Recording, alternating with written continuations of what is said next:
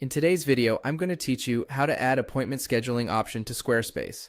First, sign in to your Squarespace site and open your dashboard. From the main navigation, head to Scheduling. This is where you'll manage your calendar, appointment types, and the tools you'll use to add booking to your website. On the Scheduling home screen, select Set Your Availability.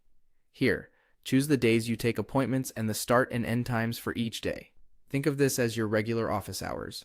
Make sure the time zone is correct so clients see the right slots. If you typically need a little breathing room between meetings, set your availability to reflect realistic start and end times that give you that buffer. Next, set your booking time on the calendar view so your schedule reflects the time blocks you actually want to offer. When everything looks right, click Save Regular Hours. This locks in your availability. Then, go back to the main scheduling menu so you can define what people can book. Choose Create Appointment Types and then select New Type of Service. This is where you'll build the individual service clients will see on your booking page. Enter a clear, descriptive name so visitors instantly understand what they're choosing. Add a short description that explains what's included and any prep clients should know about. Select the duration in minutes. This controls how long each appointment blocks off on your calendar and the size of the time slots clients can pick.